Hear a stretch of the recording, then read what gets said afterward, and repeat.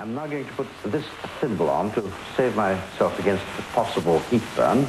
I'm going to let a live lightning bolt, miniature lightning bolt of 300,000 volts go right through me.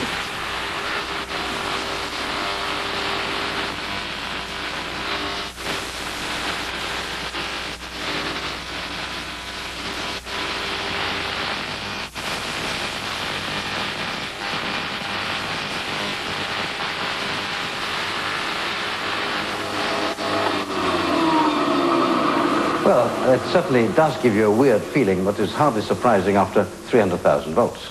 But I'm still alive and kicking and not in a death spasm either. So let's try it again. Remember, 300,000 volts.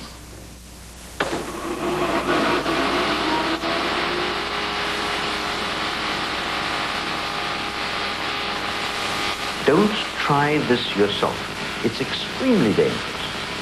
Part of the secret is to reduce the current density to under 1,000th of the level of a domestic 13-amp socket. But what other factor helped Tesla get away with it? Well, he used high-frequency current, and high-frequency current has a peculiar property. It crawls over the conductor, in this case my body, instead of going through it, and therefore couldn't reach vital organs like my heart. As an argument against Edison, it was a cheat, because domestic AC most certainly is not high frequency, but Edison had cheated, and so the score was even.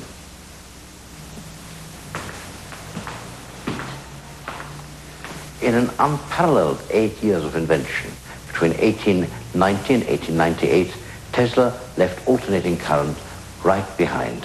For him, it was accomplished, of no further interest. He opened a new door, labeled high frequency, and he changed the world a second, a third, and a fourth time. Look at the similarity between this giant Tesla coil and a simple spark plug.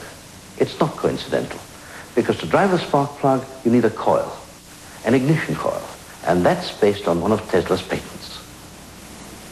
The coil also worked another one of his new ideas, the lighting of rooms.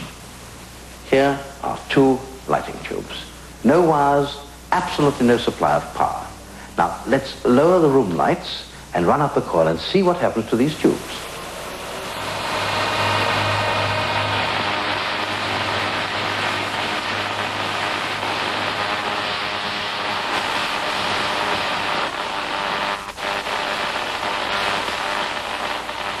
Ordinary domestic AC has only 50 or 60 cycles a second.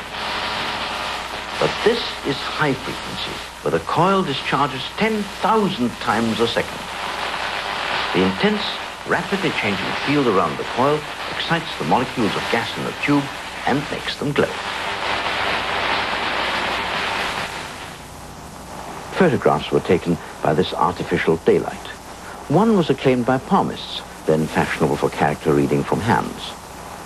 Tesla's long thumbs showed high intelligence, they said. The argument being, apparently, that apes, who are not bright, have short thumbs. Tesla never tried to develop the lighting idea commercially, although he did go as far as to illuminate his laboratory with this forerunner of today's fluorescent lighting.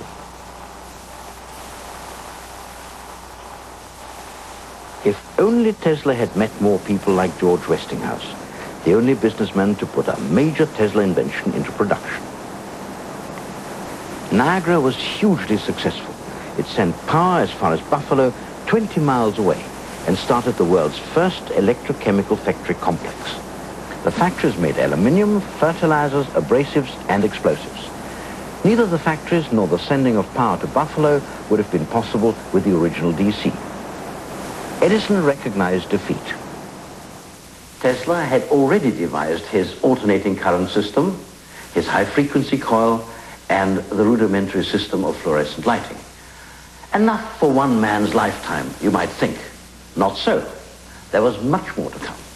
First, in 1893, that's 2 years before Marconi, Tesla demonstrated wireless. These were the circuits he showed to the National Electric Light Association in St. Louis. This is the transmitter. It's got an oscillator, earth wire, and aerial.